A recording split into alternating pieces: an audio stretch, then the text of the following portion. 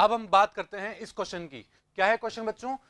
In PO4 3 minus ion the formal charge on each oxygen atom and PO bond order respectively. यार हमें क्या क्या बताना है? हमें बताना है कि एक तो फॉर्मल चार्ज कितना होगा किसके ऊपर, हर ऑक्सीजन के एटम के ऊपर कितना फॉर्मल चार्ज होगा, एक वो बताना है हमें। और एक क्या बताना है, एक हमें बताना है बच्चों PO बॉन्ड ऑर्डर कितना होगा वो बताना है। देखिए कैसे फाइंड आउट करेंगे हम, देखिए बच्चों। देखिए सबसे पहले मैं क्या करता हूं, एक स्ट्रक्चर बना लेता हूं बच्चों इसकी। देखिए P डबल बॉन्ड O, ये 3 ऑक्सीजन ऐसे लगे हुए होते हैं और उन पे होता है माइनस चार्ज। अब हमें बताना है कि फॉर्मल चार्ज कितना होगा ऑक्सीजन के ऊपर, फॉर्मल चार्ज कितना होगा ऑन ऑक्सीजन, ऑक्सीजन के ऊपर फॉर्मल चार्ज कितना होगा हमें वो बताना है बच्चों। तो आप क्या देख पा रहे हो बच्चों कि टोटल नंबर में 4 ऑक्सीजन है मेरे पास। कितने ऑक्सीजन है? यहां पर 4 ऑक्सीजन दिए हुए हैं और 3 ऑक्सीजन के ऊपर माइनस चार्ज प्रेजेंट है बच्चों। दैट मींस अगर मैं बोलूं बच्चों टोटल 4 ऑक्सीजन है और 3 माइनस चार्ज प्रेजेंट है, मतलब मेरे पास अगर मैं 3/4 कर दूं तो एक ऑक्सीजन पर कितना चार्ज होगा वो आ जाएगा या नहीं आएगा बच्चों? बिल्कुल। और माइनस चार्ज है तो मैं क्या लगा दूंगा? माइनस साइन लगा दूंगा बच्चों। बात क्लियर है यहां तक? तो देखिए बच्चों अगर इसको हम सॉल्व करेंगे तो क्या आ जाएगा हमारे पास, बताइए बच्चों। अगर इसको हम सॉल्व करते हैं तो 0.75 आ जाएगा बच्चों माइनस का। दैट मीन्स फॉर्मल चार्ज क्या होगा हमारा?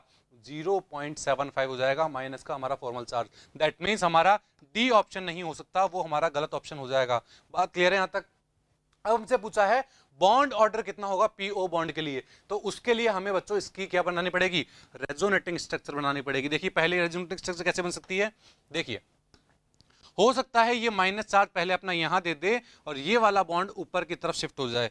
देखिए अगर ऐसा होगा तो क्या बन जाएगा हमारे पास, देखिए ये P हमारा ऐसा कैसा ही है, ऊपर O माइनस बन चुका है। अब यहां डबल बॉन्ड O हो गया, ये हमारा O माइनस और ये हो गया हमारा एक और O माइनस, ये इसकी एक और रेजोनेटिंग स्ट्रक्चर होगी। अब थर्ड स्ट्रक्चर में क्या हो सकता है बच्चों, देखिए थर्ड में ये हो जाए कि ये माइनस चार्ज इस बार यहां चला जाए और ये वापस अपनी जगह पे आ जाए। तो क्या बनेगा देखिए बच्चों, तो क्या बनेगा यहां से, देखिए सेकंड स्ट्रक्चर क्या बन रही है, P, ये यहां पर O माइनस है, ये यहां पर O माइनस बन चुका है, यहां डबल बॉन्ड आ चुका है अब, और अब यहां पर क्या आ चुका है, ये O माइनस ऐसा कैसा एज इट इज है। बात क्लियर है? अब एक स्ट्रक्चर और क्या बन सकती है कि ये वाला माइनस चार्ज यहां आ जाए और ये बॉन्ड अपनी जगह पे शिफ्ट हो जाए। तो यहां पर क्या बनेगा बच्चों, देखिए देखिए क्या बना यहां पर ये P हो गया, ऊपर O minus as it is है, ये डबल बॉन्ड इस बार यहां पर आ गया है, यहां पर हो गया O माइनस और यहां पर हो गया ये O माइनस। बात क्लियर है? ये 4 रेजोनेटिंग स्ट्रक्चर मैंने ड्रॉ कर ली है बच्चों। बात क्लियर है? अब देखिए अब मुझे समझना है कि इसके अंदर बॉन्ड ऑर्डर क्या होगा। तो बॉन्ड ऑर्डर कैसे निकालते हैं हम, किसी भी 2 एटम को सेलेक्ट कर लीजिए, हमें PO बॉन्ड ऑर्डर निकालना है। तो मैं क्या करता हूं बच्चों, देखिए मैंने इसको सेलेक्ट कर लिया, मैंने इस पार्ट को सेलेक्ट कर लिया सभी के अंदर, देखिए सभी के अंदर मैंने इस पार्ट को सेलेक्ट कर लिया है, ये लीजिए कर लिया। अब देखो अब बॉन्ड ऑर्डर कैसे निकालते हैं, देखिए सबसे पहले मैं बोलता हूं अगर PO बॉन्ड ऑर्डर का निकालना हूं तो टोटल रेजोनेटिंग स्ट्रक्चर कितनी है बच्चों, 1 2 3 4। टोटल रेजोनेटिंग स्ट्रक्चर कितनी है बच्चों, 4 टोटल रेजोनेटिंग स्ट्रक्चर है।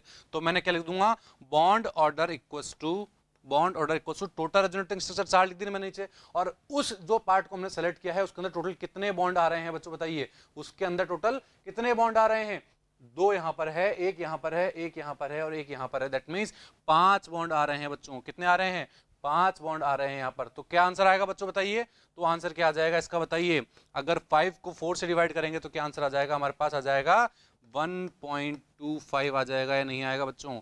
बिल्कुल। अगर 4 को अपन इससे काटेंगे तो 1 टाइम पहले कट जाएगा। बात क्लियर है?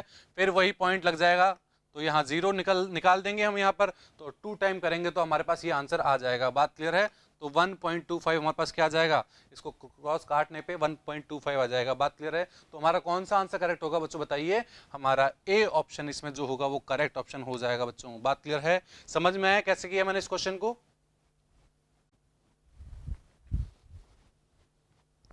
अब बात करते हैं इस क्वेश्चन की। क्या है question, among LiCl, BeCl2, BCl3 and CCl4 the covalent bond character follows the order। In 4 compound दिए गए हैं हमारे पास, ये 4 कंपाउंड दिए गए हैं बच्चों, और हमें बताना है कोवेलेंट कैरेक्टर का करेक्ट ऑर्डर क्या होगा। तो कैसे निकालते हैं कोवेलेंट कैरेक्टर का ऑर्डर? देखिए, इसको हम 2 तरीके से निकालना सीखेंगे। पहला तरीका सीखिए, देखो हमारे पास एलिमेंट कौन कौन से दिए गए हैं, Li दिया गया है, Be दिया गया है, बोरोन दिया गया है, कार्बन दिया गया है। तो देखिए सबसे पहले मैं इनको लिख देता हूं, लिथियम, बेरिलियम, बोरोन और कार्बन। अब हमें क्या पता है, हम किसी भी पीरियड में लेफ्ट से राइट मूव करते हैं, किसी भी पीरियड में हम लेफ्ट से राइट मूव करते हैं बच्चों, तो क्या देखते हैं, हम देखते हैं कि इलेक्ट्रोनेगेटिविटी क्या होती है, इलेक्ट्रोनेगेटिविटी इंक्रीज हो जाती है, इलेक्ट्रोनेगेटिविटी इंक्रीज हो जाती है। बात क्लियर है यहाँ तक? अब इलेक्ट्रोनेगेटिविटी यहाँ से यहाँ तक आने पे इंक्रीज हो रही है, और हमें पता है कि क्लोरीन की इलेक्ट्रोनेगेटिविटी भी क्या होती है, ज्यादा होती है। दैट मीन्स LiCl से CCl4 जाने पर क्या हो रही है, कार्बन की इलेक्ट्रोनेगेटिविटी भी बढ़ रही है, इलेक्ट्रोनेगेटिविटी ऑफ कार्बन भी बढ़ रही है, और Cl की इलेक्ट्रोनेगेटिविटी भी ज्यादा ही है। अगर दोनों की इलेक्ट्रोनेगेटिविटी ज्यादा होगी तो क्या होगा बताइए, अगर दोनों की इलेक्ट्रोनेगेटिविटी ज्यादा होगी तो क्या होगा, इलेक्ट्रोनेगेटिविटी का डिफरेंस जो होगा दोनों के बीच में वो क्या हो जाएगा, वो डिक्रीज हो जाएगा। बिल्कुल कैसा हो जाएगा, डिक्रीज हो जाएगा। और अगर इलेक्ट्रोनेगेटिविटी का डिफरेंस दोनों एलिमेंट के बीच में डिक्रीज हो गया है तो कोवेलेंट कैरेक्टर क्या हो जाएंगे, तो कोवेलेंट कैरेक्टर इंक्रीज हो जाएंगे। कैसे हो जाएंगे, इंक्रीज हो जाएंगे। दैट मीन्स हमारा आंसर क्या आना चाहिए कि CCl4 के अंदर सबसे ज्यादा कोवेलेंट कैरेक्टर होंगे और जो LiCl होगा उसके अंदर सबसे कम कोवेलेंट कैरेक्टर होंगे। तो देखिए अच्छा ऑप्शन कहां पर है, देखिए यहां पर LiCl में सबसे ज्यादा बता रखे हैं, दैट मीन्स ए ऑप्शन हमारा नहीं होगा। अगर मैं बी की बात करूं, यहां भी LiCl में बता रखे हैं, दैट मीन्स ये भी नहीं होगा। सी की बात करूं तो CCl4 में सबसे ज्यादा दे रखे हैं, फिर BCl है, फिर BeCl2 है, फिर LiCl है, दैट मीन्स ये ऑप्शन हमारा करेक्ट होगा।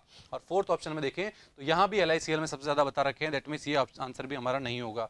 ये हुआ इसका पहला तरीका। और दूसरा हम कैसे कर सकते हैं, दूसरा हम कर सकते हैं इसको बच्चों पोलराइजेशन से। किससे, पोलराइजेशन से भी कर सकते हैं। कैसे कर सकते हैं पोलराइजेशन? देखिए देखिए हमने क्या देखा है कि जैसे जैसे कैटाइन, जैसे जैसे हम यहां से यहां आ रहे हैं तो कैटाइन के ऊपर चार्ज बढ़ रहा है। देखिए यहां पर लिथियम +1 में था, बट यहां पहुंचे तो कार्बन +4 में है, क्योंकि 4 Cl जुड़े हुए हैं। तो जैसे जैसे हम क्या बोलते हैं, कैटाइन के ऊपर चार्ज बढ़ता है, कैटाइन के ऊपर अगर चार्ज बढ़ता है, कैटाइन के ऊपर अगर चार्ज इंक्रीज होता है तो हम क्या बोलते हैं, पोलराइजेशन इंक्रीज हो जाता है। पोलराइजेशन क्या होता है, पोलराइजेशन इंक्रीज हो जाता है। और अगर पोलराइजेशन इंक्रीज होगा तो कोवेलेंट कैरेक्टर भी इंक्रीज हो जाएंगे, कोवेलेंट कैरेक्टर भी इंक्रीज हो जाएंगे। तो आप उसको इस तरह भी कर सकते हैं बच्चों, और इस तरह भी कर सकते हैं, दोनों एक ही बात है। बात क्लियर है, समझ में आया आपको कैसे किया मैंने ये?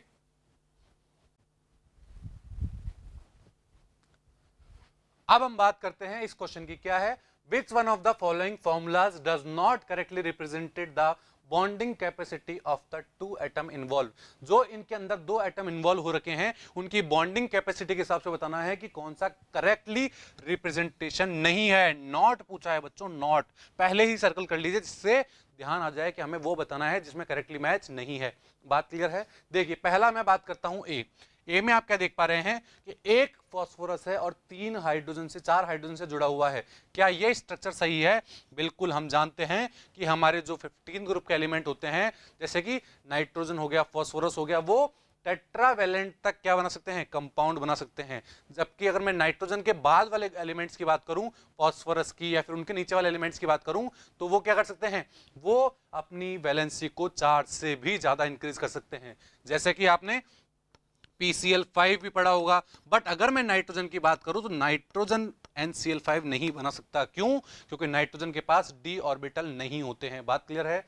दैट मीन्स ये वाला स्ट्रक्चर तो हमारा सही स्ट्रक्चर है। हमें क्या बताना है, not correctly represented, not correctly represent बताना है हमें। अगर मैं बी की बात करूं ऑक्सीजन, तो ऑक्सीजन कितने बॉन्ड बना सकता है, ऑक्सीजन की वैलेंस शेल में 6 इलेक्ट्रॉन होते हैं।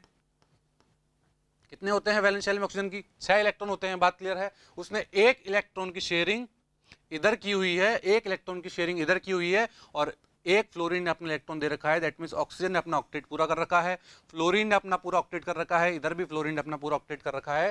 दैट मींस बी ऑप्शन भी हमारा क्या है, सही है। बात क्लियर है? अगर मैं सी की बात करूं, यहां आप देख पा रहे हैं बच्चों, यहां भी नाइट्रोजन ने कितने बॉन्ड बना रखे हैं, 4 बॉन्ड बना रखे हैं, दैट मींस नाइट्रोजन 4 बॉन्ड बना सकता है। ऑक्सीजन की बात करें उसने 2 बॉन्ड बना रखे हैं, ये भी सही है। और यहाँ ऑक्सीजन ने कितने बना रखे हैं बच्चों, 1 बॉन्ड बना रखा है और कोऑर्डिनेट बॉन्ड है बच्चों, दैट मींस वहां पर नेगेटिव चार्ज भी है। बात क्लियर है? दैट मींस ये वाला कंपाउंड स्ट्रक्चर भी क्या है हमारा, एकदम करेक्ट है। बट अगर मैं डी की बात करता हूं तो डी में आप क्या देख पा रहे हो, इस कार्बन ने कितने बॉन्ड बना रखे हैं, 3 ही बॉन्ड बना रखे हैं, जबकि इस कार्बन ने 5 बॉन्ड बना रखे हैं। कितने बॉन्ड, 5 बॉन्ड। और हमने क्या पढ़ा है, carbon never be pentavalent, carbon never be pentavalent, carbon कभी भी 5 वैलेंसी नहीं रख सकता है बच्चों। दैट मींस ये वाला जो रिप्रेजेंटेशन है हमारा, ये गलत रिप्रेजेंटेशन है। और हमसे क्या पूछा था कि रॉन्ग रिप्रेजेंटेशन कौन सा है, तो हमारा डी इस क्वेश्चन का आंसर हो जाएगा। बात क्लियर है यहां तक? अब बात करते हैं इस क्वेश्चन की। क्या है question, among the following which compound will show higher lattice energy, इनमें से कौन सा ऐसा कंपाउंड होगा जो हायर लैटिस एनर्जी रखता होगा। कैसे पता करेंगे, देखिए हम क्या बोलते हैं, लैटिस एनर्जी कहां ज्यादा होती है, जहां पर स्टेबल लैटिस का कंपाउंड बने।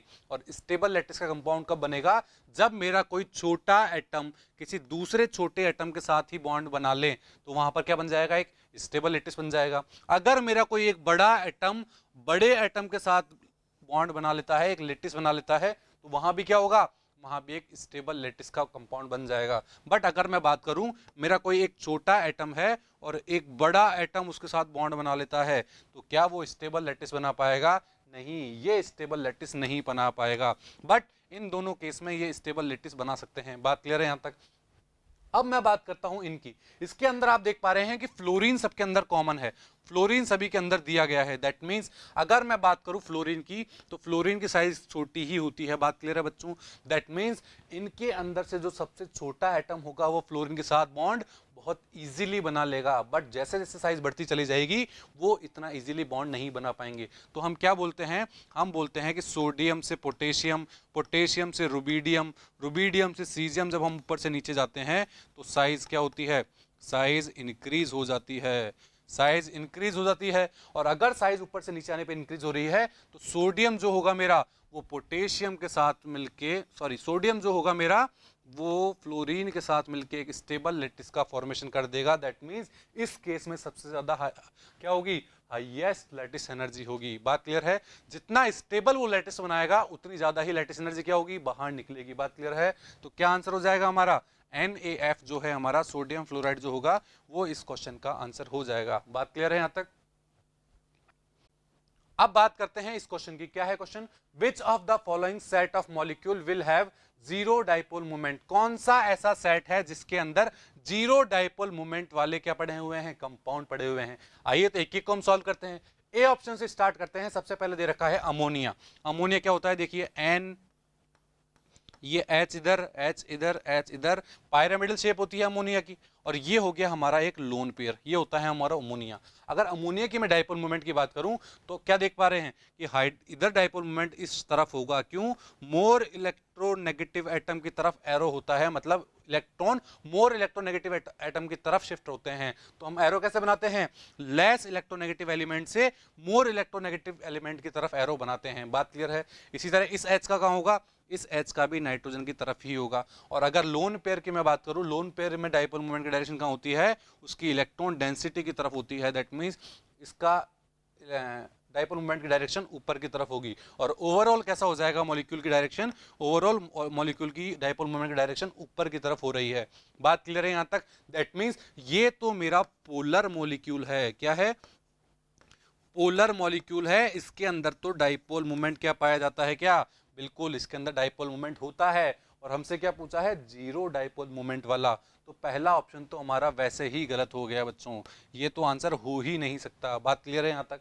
अगर मैं बात करूं बेरिलियम डाइफ्लोराइड की, तो बेरिलियम डाइफ्लोराइड क्या होता है, देखिए फिर भी हम एक बार सॉल्व कर लेते हैं जिससे हमें सारा समझ में आ जाए बच्चों। बात क्लियर है? ये हो गया हमारा बेरिलियम डाई फ्लोराइड। बात क्लियर है। इसके अंदर मोर इलेक्ट्रोनेगेटिव एटम कौन सा है? मोर इलेक्ट्रोनेगेटिव हमारा क्लोरीन है, तो इसके अंदर डाइपोल मोमेंट की डायरेक्शन ये हो जाएगी और इसके अंदर डाइपोल मोमेंट की डायरेक्शन ये हो जाएगी। दैट मीन्स ये दोनों एक दूसरे को क्या कर रहे हैं? कैंसिल आउट कर रहे हैं, तो यहाँ डाइपोल मोमेंट जीरो आ जाएगा। जबकि NH3 के केस में जो हमारा डाइपोल मोमेंट था वो नॉट इक्वल टू जीरो था। दैट मीन्स वहां कोई ना कोई वैल्यू जरूर आएगी। बात क्लियर है यहाँ तक? थर्ड क्या दे रखा है? वाटर। वाटर क्या होता है? देखिए इस तरह ड्रॉ करते हैं हम। हमें डाइपोल मोमेंट निकालने के लिए उनकी शेप्स का पता होना जरूरी है। बात क्लियर है? अगर आपको उनकी शेप नहीं पता होगी तो आप डाइपोल मोमेंट नहीं निकाल पाओगे। बात क्लियर है? तो देखिए ये होता है हमारा वाटर। वाटर में आपको पता है कि ऑक्सीजन की इलेक्ट्रोनेगेटिविटी हाइड्रोजन से ज्यादा होती है, तो ये ऐसे बनेगा, इस साइड ऐसे बन जाएगा। और ऑक्सीजन के ऊपर दो लोन पेयर भी होते हैं। क्या होते हैं? दो लोन पेयर भी होते हैं, तो उनके अंदर भी डाइपोल मोमेंट की डायरेक्शन हम बता सकते हैं। बात क्लियर है? तो इसका ओवरऑल डाइपोल मोमेंट भी ऊपर की तरफ हो जाएगा। दैट मीन्स इसके अंदर भी जो डाइपोल मोमेंट की वैल्यू होगी वो नॉट इक्वल टू जीरो होगी। बात क्लियर है यहाँ तक? ठीक है। दैट मीन्स ये वाला भी हमारा क्या होगा? पोलर मॉलिक्यूल होगा। ये वाला भी पोलर मॉलिक्यूल होगा। अगर मैं बात करता हूं 1,4-डाइक्लोरोबेंजीन, तो 1,4-डाइक्लोरोबेंजीन क्या होता है? देखिए ये मैंने ड्रॉ कर दी है एक बेंजीन। अब 1 और 4 पोजीशन पे क्या लगाना है मुझे? डाइक्लोरो, 2 Cl लगाने हैं मुझे 1 और 4 पोजीशन पे। ये लीजिए 1,4 पोजीशन पे मैंने 2 Cl लगा दिए हैं और एक बेंजीन बना दिया है। ये क्या हो गया मेरा? ये हो गया मेरा 1,4-डाइक्लोरोबेंजीन। बात क्लियर है? अब अगर मैं बात करूं यहाँ कार्बन और क्लोरीन में से किसकी इलेक्ट्रोनेगेटिविटी ज्यादा होती है? बिल्कुल क्लोरीन की ज्यादा होती है। तो इसकी डाइपोल मोमेंट की डायरेक्शन ये हो जाएगी और नीचे वाले की डाइपोल मोमेंट की डायरेक्शन ये हो जाएगी। तो यहाँ भी ये एक दूसरे को कैंसिल आउट कर देंगे। दैट मीन्स यहाँ भी म्यू इक्वल टू जीरो होगा, डाइपोल मोमेंट जीरो होगा, जिसे हम नॉन पोलर मॉलिक्यूल भी कह देते हैं। बात क्लियर है? समझ में आया यहाँ तक? दैट मीन्स ए ऑप्शन नहीं होगा। अब मैं बात करता हूँ बी की, तो बी में आप क्या देख पा रहे हो? देखो एक तो है बोरोन ट्राइफ्लोराइड। बोरोन ट्राइफ्लोराइड क्या होता है? देखिए देखिए बोरोन ट्राइफ्लोराइड क्या होता है? ये देखिए, ये मैंने बनाया बोरोन, ये हो गए मेरे 3 फ्लोरीन। ये लीजिए ये बन गया हमारा बोरोन ट्राइफ्लोराइड। ठीक है।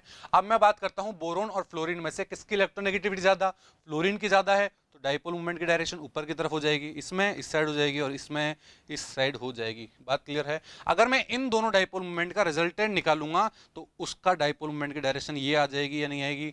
बिल्कुल यही आ जाएगी। तो ये और ये आपस में क्या हो जाएंगे? कैंसिल आउट हो जाएंगे। तो ये BF3 जो होता है मेरा बोरोन ट्राइफ्लोराइड जो होता है उसके अंदर भी डाइपोल मोमेंट कितना होता है? जीरो होता है। बात क्लियर है? इसका निकालना आ गया। अब मैं बात करता हूं हाइड्रोजन फ्लोराइड की। हाइड्रोजन फ्लोराइड क्या होगा? ये मेरा H हो गया, ये मेरा F हो गया, ये हो गया मेरा हाइड्रोजन फ्लोराइड। आपको पता है फ्लोरीन की इलेक्ट्रोनेगेटिविटी ज्यादा है, दैट मीन्स इसके अंदर डाइपोल मोमेंट की डायरेक्शन ये होगी। दैट मीन्स ये पोलर मॉलिक्यूल होगा, इसके अंदर कुछ ना कुछ डाइपोल मोमेंट तो होगा। That means not equal to zero हो जाएगा। बात क्लियर है? उसके बाद मैं बात करूं कार्बन डाइऑक्साइड की। कार्बन डाइऑक्साइड क्या होता है? देखिए C double bond O, C double bond O, ये हमारा कार्बन डाइऑक्साइड होता है। इसके अंदर डाइपोल मोमेंट की मैं बात करता हूं तो इसकी डायरेक्शन तो हो जाएगी इस तरफ और इसकी डायरेक्शन हो जाएगी इस तरफ। इस तरफ क्यों होगी? क्योंकि ऑक्सीजन की इलेक्ट्रोनेगेटिविटी कार्बन से ज्यादा है। तो यहाँ भी ये दोनों एक दूसरे को कैंसिल आउट कर देंगे, तो म्यू इक्वल टू कितना हो जाएगा? यहाँ भी जीरो हो जाएगा। ये भी मेरा क्या होगा? नॉन पोलर मॉलिक्यूल होगा। बात क्लियर है? उसके बाद मैं बात करता हूं 1,3 डाइक्लोरोबेंजीन की। किसकी? 1,3 डाइक्लोरोबेंजीन की। अब देखो यहां पे क्या, यहां हमसे क्या पूछा था? हमसे इस क्वेश्चन में पूछा था नॉन जीरो किसमें होगा? जीरो डाइपोल मोमेंट किसमें होगा? देखिए हमसे क्वेश्चन में पूछा गया था जीरो डाइपोल मोमेंट किसके अंदर होगा? सभी मॉलिक्यूल के अंदर, जबकि यहां पर तो डाइपोल मोमेंट आ रहा था, ये नॉट इक्वल टू जीरो था। दैट मींस बी ऑप्शन भी हमारा सही नहीं हो सकता। बात क्लियर है? इसी तरह मैं बात कर दूं 1,3 डाइक्लोरोबेंजीन की। किसकी? 1,3 डाइक्लोरोबेंजीन की। देखिए यही बना देता हूं मैं। देखिए 1,3 डाइक्लोरोबेंजीन, बेंजीन क्या होता है? ये मेरी बेंजीन हो गई। देखिए ये 1 और 3rd पोजीशन पे मैंने क्लोरीन लगा दिया है। और अगर मैं इनके अंदर डाइपोल मोमेंट की डायरेक्शन की बात करूंगा तो कार्बन से ज्यादा होती है क्लोरीन की, तो ये ऊपर की तरफ और ये इधर की तरफ। दैट मीन्स क्या ये दोनों जीरो हो सकते हैं? नहीं, बट इन दोनों का रिजल्टेंट ये आ जाएगा डाइपोल मोमेंट। दैट मीन्स यहाँ भी mu is not equal to zero होगा। बात क्लियर है? बात समझ में आ गई आपको यहाँ तक? तो बी ऑप्शन तो हमारा नहीं होगा। अगर मैं सी की बात करता हूं, एक दे रखा है नाइट्रोजन ट्राइफ्लोराइड, एक दे रखा है बेरिलियम डाइफ्लोराइड, तो आप इसी से डायरेक्ट पता कर सकते हैं कि बेरिलियम डाइफ्लोराइड क्या होता है। ये रहा, इसके अंदर डाइपोल मोमेंट जीरो था। उसके बाद वाटर, क्या वाटर के अंदर डाइपोल मोमेंट जीरो आया था? नहीं, वाटर के अंदर mu is not equal to zero था। दैट मीन्स ये भी हमारा आंसर नहीं होगा। तो राइट आंसर हमारा डी हो जाएगा। कैसे देखिए, सबसे पहले बात करता हूं बोरोन ट्राइफ्लोराइड की। तो बोरोन ट्राइफ्लोराइड कहाँ है, ये रहा देखिए, यहाँ पर क्या था, यहाँ पर हमारा डाइपोल मोमेंट 0 आ रहा है। सेकंड में बात करता हूँ बोरोन बेरिलियम डाइफ्लोराइड की, ये रहा हमारा beryllium difluoride, mu equals to यहाँ भी 0 आया था। उसके बाद मैं बात करता हूँ कार्बन डाइऑक्साइड की, ये देखिए कार्बन डाइऑक्साइड, यहाँ भी म्यू इक्वल टू 0 आया है। फोर्थ बात करता हूं मैं 1,4 डाइक्लोरोबेंजीन की, तो 1,4 डाइक्लोरोबेंजीन कहाँ है, देखिए ये रहा मेरा 1,4 डाइक्लोरोबेंजीन, इसके अंदर भी डाइपोल मोमेंट 0 आया था। दैट मीन्स मेरा डी ऑप्शन ऐसा है जिसके अंदर सभी मॉलिक्यूल के अंदर डाइपोल मोमेंट की वैल्यू क्या है, 0 है। बच्चों बात क्लियर है, बात समझ में आई यहां तक। अब बात करते हैं इस क्वेश्चन की, क्या है, which of the following is the correct order of dipole moment. हमें 4 कंपाउंड दिए गए हैं और उनका यह बताना है कि correct order of dipole moment क्या होगा, उसके बारे में बात करनी है। देखिए तो मैं बात करता हूं ए ऑप्शन से ही। सबसे पहले दे रखा है NH3। NH3 कैसे होता है, देखिए ये होता है हमारा NH3, ये होता है हमारा NH3। बात क्लियर है, ये हो गया हमारा NH3 जिसके अंदर ये क्या है हमारा, ये एक लोन पेयर है और एक पायरामिडल शेप मैंने बना दी है। बात क्लियर है यहां तक। अब देखिए मैं बात करता हूं इसके अंदर डाइपोल मोमेंट कैसे होगा। मैंने बात किया था कि लेस इलेक्ट्रोनेगेटिव से मोर इलेक्ट्रोनेगेटिव एटम जब हम जाते हैं वो उसकी डाइपोल मोमेंट की डायरेक्शन होती है। अगर इसमें मैं बात करूंगा तो इसके अंदर डायरेक्शन क्या हो जाएगी, ये हो जाएगी। इसके अंदर मैं बात करूंगा तो ये इसकी डायरेक्शन हो जाएगी। बात क्लियर है यहां तक। और अगर लोन पेयर की मैं बात करूं तो इसकी डायरेक्शन ये हो जाएगी। बात क्लियर है। तो इसका रिजल्टेंट क्या हो जाएगा, ये इसका रिजल्टेंट हो जाएगा डाइपोल मोमेंट की direction, that means lone pair की तरफ होगी, ऊपर की तरफ होगी। सेकंड में बात करता हूं BF3 की, तो यहां क्या हुआ, म्यू इक्वल टू 0 है, नॉट 0 है, नॉट 0 है, दैट मींस कुछ ना कुछ डाइपोल मोमेंट तो आएगा यहां पर। बात क्लियर है। सेकंड में बात करता हूं BF3 की। BF3 क्या होता है, देखिए ये फ्लोरीन, ये फ्लोरीन, ये फ्लोरीन, ये BF3 का मॉलिक्यूल हो गया मेरे पास। बात क्लियर है। अब इसके अंदर मैं अगर मैं डाइपोल मोमेंट की डायरेक्शन की बात करूं तो वो ऐसे हो जाएगी। ऐसे क्यों होगी, क्योंकि फ्लोरीन मोर इलेक्ट्रोनेगेटिव होता है बोरोन से, तो इसके अंदर डाइपोल मोमेंट क्या आएगा, एक मेरा डाइपोल मोमेंट ये रहा और इन दोनों का अगर मैं रिजल्टेंट निकाल दूं तो वो यहां आ जाएगा और आपस में कैंसिल आउट होकर म्यू इक्वल टू क्या आ जाएगा, 0 आ जाएगा। दैट मींस इसके अंदर डाइपोल मोमेंट की वैल्यू 0 होगी। बात क्लियर है। थर्ड देखिए बच्चों क्या है, NF3। NF3 कैसे होगा, बिल्कुल जिस तरह हमने NH3 बनाया था उसी तरह NF3 भी होता है हमारा।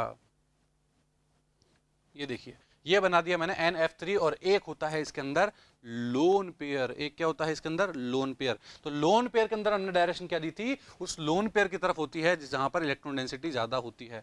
तो ये होगी हमारा क्या, लोन पेयर की क्या होगी, डाइपोल मोमेंट की डायरेक्शन। बट अगर मैं बात करूं नाइट्रोजन और फ्लोरीन की, तो आप सभी को पता है फ्लोरीन की इलेक्ट्रोनेगेटिविटी ज्यादा होती है, तो ये यहां पर दे देगा अपनी क्या, इलेक्ट्रॉन डेंसिटी। इसके अंदर ये नीचे आ जाएगी और इसके अंदर भी ये कहां आ जाएगी, नीचे। दैट मींस इसके अंदर कुछ इलेक्ट्रॉन डेंसिटी ऊपर की तरफ है, कुछ डाइपोल मोमेंट की डायरेक्शन ऊपर की तरफ है और कुछ डाइपोल मोमेंट की डायरेक्शन नीचे की तरफ है। बात क्लियर है। दैट मींस इसके अंदर म्यू इक्वल्स टू नॉट 0 तो होगा, बट क्या होगा बच्चों, बट NH3 से कम होगा। दैट मींस NH3 से का ज्यादा होगा और NF3 का कम होगा और इसके अंदर 0 है तो लास्ट में क्या आ जाएगा, लास्ट में आ जाएगा BF3। बात क्लियर है। अभी हमारे पास क्या बचा हुआ है, अब वाटर बचा हुआ है। वाटर क्या होता है, देखिए ये होता है हमारा वाटर जिसके अंदर ये 2 लोन पेयर होते हैं। क्या होते हैं, 2 लोन पेयर होते हैं। अब हमको पता है कि हाइड्रोजन और ऑक्सीजन में से इलेक्ट्रोनेगेटिविटी ऑक्सीजन की ज्यादा है, तो यहाँ डाइपोल मोमेंट की डायरेक्शन कुछ इस तरह होगी। बात क्लियर है। और अगर दोनों लोन पेयर की बात करूं तो वहां पर डाइपोल मोमेंट की डायरेक्शन कुछ इस तरह होगी। बात क्लियर है। तो दैट मीन्स इसका भी रिजल्टेंट में बात करूं तो डाइपोल मोमेंट कहां हो जाएगा, इसका भी अगर मैं बात करूं तो डाइपोल मोमेंट की रिजल्टेंट डायरेक्शन ऊपर की तरफ हो जाएगी। बात क्लियर है। दैट मीन्स यहाँ भी mu is not equal to 0 होगा। बात क्लियर है। दैट मीन्स हमारे 2 मॉलिक्यूल ऐसे हैं, जैसे एक H2O और एक NH3 जिसके अंदर mu is not equal to 0 है, और एक क्या है हमारा NF3 भी है जिसके अंदर mu is not equal to 0 है। बट ये तो हमारा वैसे ही पीछे रह गया क्योंकि NH3 के अंदर रिजल्टेंट सेम डायरेक्शन में है, NF3 के अंदर रिजल्टेंट सेम डायरेक्शन में नहीं है। बात क्लियर है। और वाटर और NH3 में से हमें पता करना है किसके अंदर डाइपोल मोमेंट की डायरेक्शन, किसके अंदर डाइपोल मोमेंट सबसे ज्यादा होगा। देखिए किसके अंदर होगा, अगर मैं इसकी बात करता हूं NH3 की बात करता हूं तो यहां पर एक ही लोन पेयर है, बट यहां पर 2 लोन पेयर अपना डाइपोल मोमेंट ऊपर की तरफ दे रहे हैं। इसलिए बच्चों ऐसा बोला जाता है कि वाटर का डाइपोल मोमेंट NH3 से भी ज्यादा होता है। तो आंसर क्या आएगा, सबसे ज्यादा वाटर का है, फिर NH3 का है, फिर NF3 और फिर BF3। तो ऑप्शन में देखिए बच्चों, बी ऑप्शन में आप क्या देख पा रहे हैं, सबसे ज्यादा H2O का है, फिर NH3 का, फिर NF3 का है, फिर BF3 का है। दैट मीन्स बी ऑप्शन हमारा करेक्ट ऑप्शन हो जाएगा। बात क्लियर है यहाँ तक कि कैसे किया इस क्वेश्चन को हमने।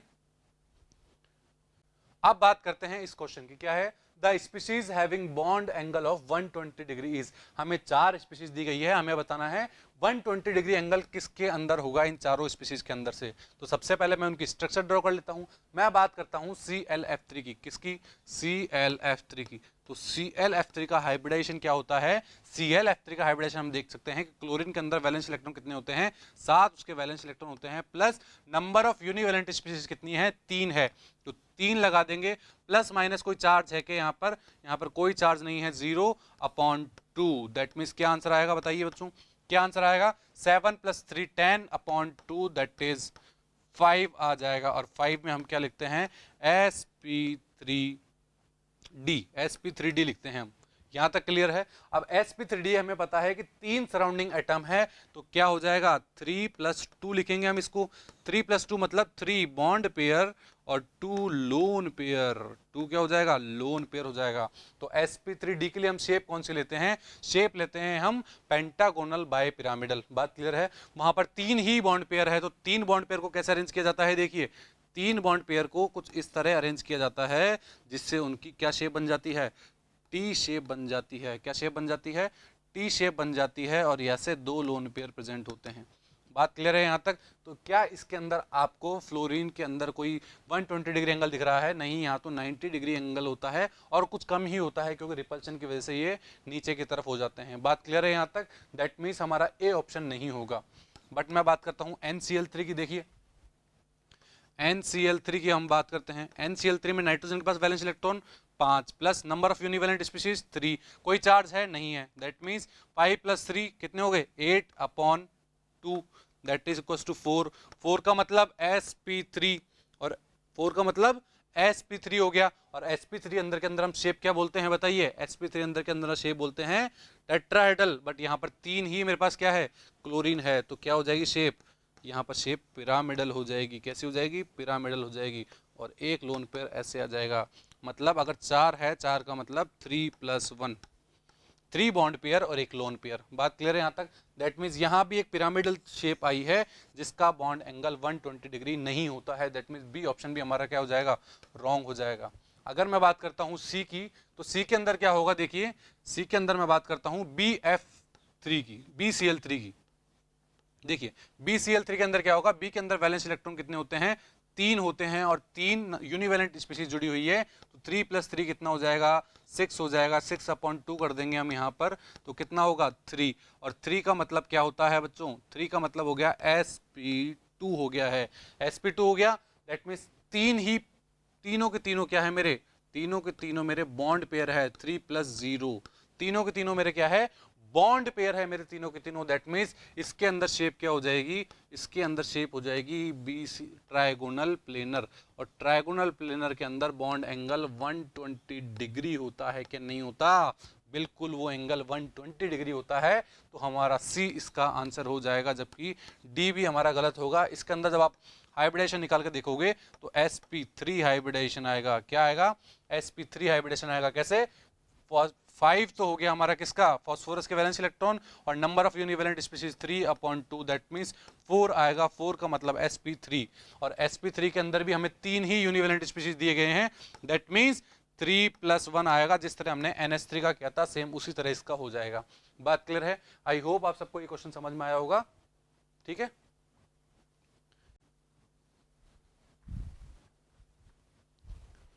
अब हम बात करते हैं इस क्वेश्चन की। क्या है question, consider the molecule CH4NH3H2O। ये 3 मॉलिक्यूल हमें दिए गए हैं, हमें क्या बताना है, which of the statement is false.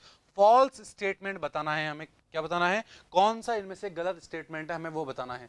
तो क्या बात कर रहा है, देखिए, the HOH bond angle in H2O is smaller than HNH bond angle. That means ये बॉन्ड एंगल की बात कर रहा है। तो सबसे पहले हम बॉन्ड एंगल की बात कर लेते हैं। देखिए बच्चों, सबसे पहले बात करता हूं मैं CH4 की। क्या होता है CH4, एक टेट्राहेड्रल शेप का होता है हमारा क्या, CH4। ये मैंने बना दिया है CH4। और अगर मैं इनके अंदर किसी भी एक बॉन्ड एंगल की बात करूं, चाहे इसकी, चाहे इधर वाले की या इधर वाले की, किसी भी एक बॉन्ड एंगल की बात करूं तो वो कितना होता है, वो होता है 109 डिग्री 28 मिनट्स। बात क्लियर है, समझ में आया तक। सी बॉन्ड कितना होगा। अगर मैं बात करूं, सेकंड है हमारे पास NH3, तो NH3 हमारे पास कैसा होता है, पिरामिडल शेप का होता है, उसके पास एक लोन पेयर होता है, और लोन पेयर होने की वजह से इसका एंगल 109 से थोड़ा कम हो जाता है। कितना हो जाता है, थोड़ा कम हो जाता है। और यहां पर एंगल कितना आता है, यहां पर एंगल आता है 107 डिग्री।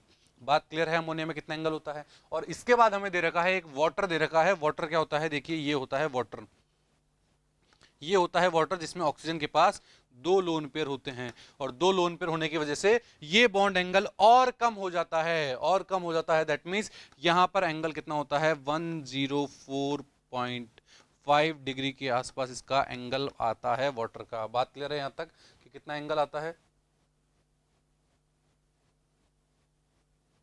बात क्लियर है यहां तक। अब देखिए, तो हमें क्या पूछा है, हमें बॉन्ड एंगल को कंपेयर करवाया गया है और उसके हिसाब से ऑप्शन दिए गए हैं। तो कौन सा सही होगा, देखिए the HOH bond angle in H2O is smaller than the HNH bond in NH3। बिल्कुल बच्चों, क्या ये ऑप्शन सही है, बिल्कुल सही है। आपने देखा है HOH के अंदर बॉन्ड एंगल कम है, जबकि HNH के अंदर बॉन्ड एंगल ज्यादा है। दैट मींस पहला ऑप्शन तो मेरा करेक्ट स्टेटमेंट है। हमसे पूछा है फॉल्स स्टेटमेंट कौन सा होगा। सेकंड देखिए, HCH bond angle in CH4 is larger than HNH bond in NH3। बिल्कुल ये भी सही है, क्योंकि देखो क्या है, H कार्बन H का बॉन्ड एंगल ज्यादा है, जबकि HNH का बॉन्ड एंगल कम है। दैट मीन्स ये ऑप्शन भी हमारा एकदम करेक्ट ऑप्शन है। थर्ड ऑप्शन क्या है, the HCH bond angle in CH3, the HNH bond angle in NH3 and the HOH bond angle in H2O all are greater than 90 degree. क्या सभी angle 90 degree से बड़े हैं, बिल्कुल। यहाँ 104 है, यहाँ 107 है, यहाँ पर 109 है, सभी 90 डिग्री से बड़े हैं। दैट मीन्स ये ऑप्शन भी हमारा करेक्ट है। That means D option correct नहीं होगा, तो ये फॉल्स स्टेटमेंट होगा, तो हमारा आंसर क्या हो जाएगा, डी हो जाएगा। देख लेते हैं क्या है, the HOH bond angle in H2O is larger then HCH bond in CH4। बिल्कुल बच्चों, ये ऑप्शन हमारा गलत ऑप्शन है। कैसे, इसने क्या बोला है, इसने बोला है कि वाटर के अंदर जो HOH, इसने क्या बोला है, इसने बोला है जो वाटर के अंदर HOH बॉन्ड एंगल होता है वो ज्यादा होता है HCH बॉन्ड से। क्या सही है ये, नहीं। आप देख पा रहे हैं यहाँ तो 104 है और यहाँ 109 है। दैट मींस इसके अंदर ज्यादा होगा H2O से। दैट मींस डी ऑप्शन हमारा फॉल्स स्टेटमेंट है, तो हमारा करेक्ट ऑप्शन हो जाएगा डी। बात क्लियर है।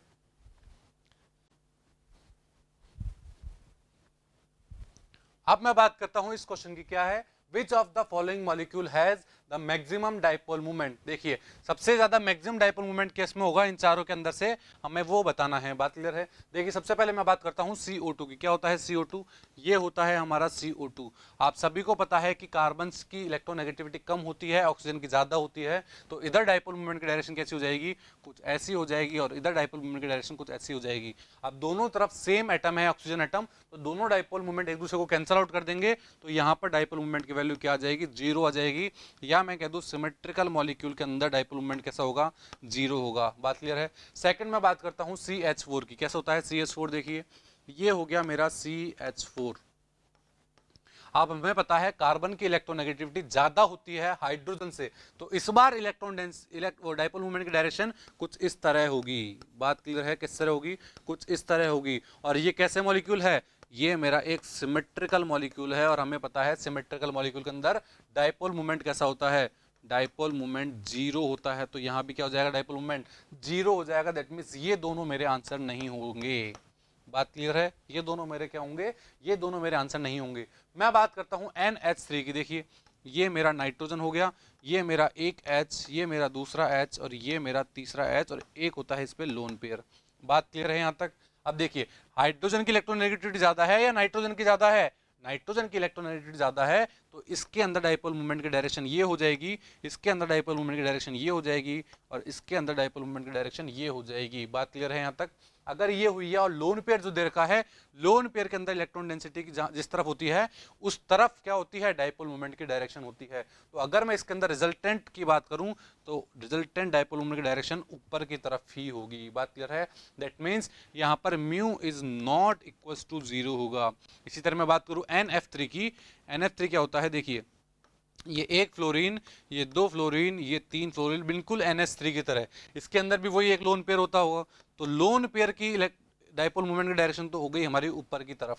यहां तक बात समझ में आई? अब मैं फ्लोरीन की केस की बात करूं अगर, तो फ्लोरीन की केस में फ्लोरीन की इलेक्ट्रोनेगेटिविटी क्या है, ज्यादा है। तो इधर डायपोल मोमेंट की डायरेक्शन कहां हो जाएगी, नीचे की तरफ हो जाएगी, फ्लोरीन की तरफ हो जाएगी। और अगर मैं इसके रिजल्टेंट की बात करूं तो रिजल्टेंट डायपोल मोमेंट मेरा कहां हो जाएगा, नीचे की तरफ हो जाएगा। यहां पर डायपोल मोमेंट क्या होगा, डायपोल मोमेंट होगा तो नॉट इक्वल टू 0 ही, जैसे यहां भी नॉट इक्वल टू 0 ही था, बट इसके अंदर ओवरऑल डायपोल मोमेंट एक ही डायरेक्शन में था। यहां पर ओवरऑल डायपोल मोमेंट नीचे की तरफ इतना नहीं है, ऊपर की तरफ भी जा रहा है। दैट मींस थोड़ा डिवाइड हो गया है। इसलिए हम क्या बोलते हैं, NH3 के अंदर डायपोल मोमेंट मैक्सिमम होगा। दैट मींस NF3 भी नहीं होगा, हमारा आंसर हो जाएगा NH3। बात क्लियर है, समझ में आया बात यहां तक?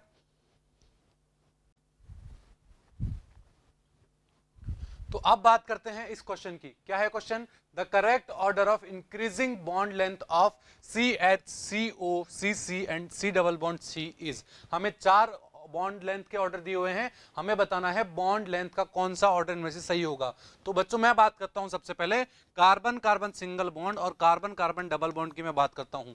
तो जहां पर कार्बन कार्बन के बीच में डबल बॉन्ड प्रेजेंट होता है वहां पर फोर्स ऑफ अट्रैक्शन ज्यादा होता है। दैट मींस दोनों कार्बन इस डबल बॉन्ड को ज्यादा फोर्स ऑफ अट्रैक्शन से क्या होते हैं, पकड़े हुए होते हैं। दैट मींस यहां पर बॉन्ड लेंथ जो होगी मेरी डबल बॉन्ड की वो छोटी होती है, जबकि कार्बन कार्बन सिंगल बॉन्ड के अंदर मेरी बॉन्ड लेंथ क्या होती है, ज्यादा होती है। तो अभी तक मैंने क्या बताया, अभी तक मैंने बताया कि इसकी बॉन्ड लेंथ ज्यादा होगी किससे, कार्बन कार्बन डबल बॉन्ड से। ये बात क्लियर है अभी तक यहां तक?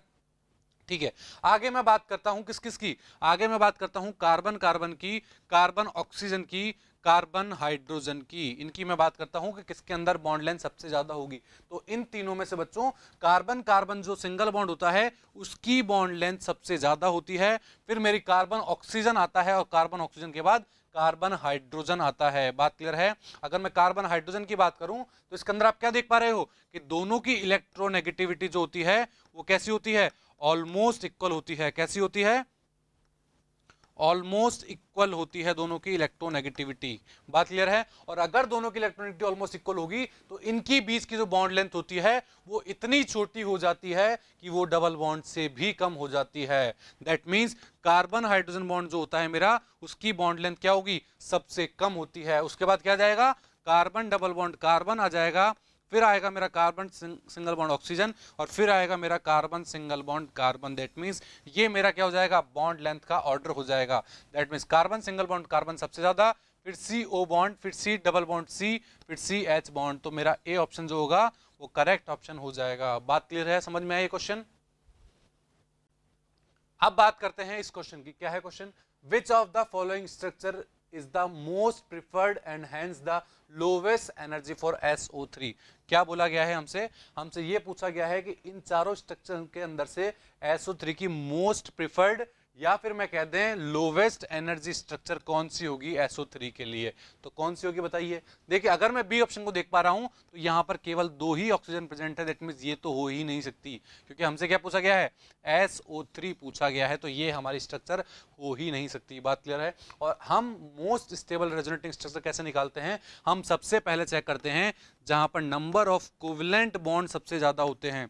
जहां पर नंबर ऑफ कोवेलेंट बॉन्ड सबसे ज्यादा होंगे वहां पर एनर्जी सबसे ज्यादा रिलीज हुई होगी। दैट मींस उस स्ट्रक्चर की एनर्जी सबसे कम होगी, और एनर्जी सबसे कम होगी तो स्टेबिलिटी सबसे ज्यादा होगी। तो देखिए बच्चों, मैक्सिमम कोवेलेंट बॉन्ड कहां पर है, यहां पर देखिए अगर इसके अंदर मैं बात करूं तो यहां पर 1 2 3 4 कोवेलेंट बॉन्ड दे रखे हैं। इसके अंदर मैं बात करूं 1 2 3 4 कोवेलेंट बॉन्ड दे रखे हैं, और इसके अंदर अगर मैं बात करूं तो 1 2 3 4 5 6 कोवेलेंट बॉन्ड दे रखे हैं। दैट मींस सबसे ज्यादा कोवेलेंट बॉन्ड किसके अंदर आए, डी ऑप्शन के अंदर सबसे ज्यादा कोवेलेंट बॉन्ड प्रेजेंट है, और सबसे ज्यादा कोवेलेंट बॉन्ड प्रेजेंट है, इसका मतलब क्या हो गया, ये मेरी स्ट्रक्चर कैसी होगी, मोस्ट प्रिफर्ड होगी, या फिर मैं कह दूं लोवेस्ट एनर्जी की स्ट्रक्चर होगी मेरी। दैट मीन सबसे ज्यादा स्टेबल स्ट्रक्चर कौन सी होगी, SO3 की सबसे स्टेबल स्ट्रक्चर मेरा डी ऑप्शन हो जाएगा बच्चों। बात क्लियर है?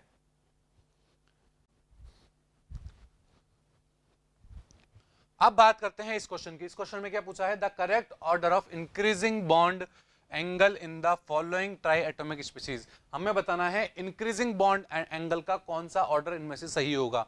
तो मैं सबसे पहले शुरुआत करता हूं NO2 प्लस के साथ। किसके साथ, NO2 प्लस के साथ। देखिए ये मैंने लिखा NO2 प्लस। तो अगर मैं इसके अंदर सबसे पहले हाइब्रिडाइजेशन की बात करूं तो इसका हाइब्रिडाइजेशन कैसे निकालेंगे हम, नाइट्रोजन के अंदर वैलेंस इलेक्ट्रॉन कितने होते हैं, 5 होते हैं।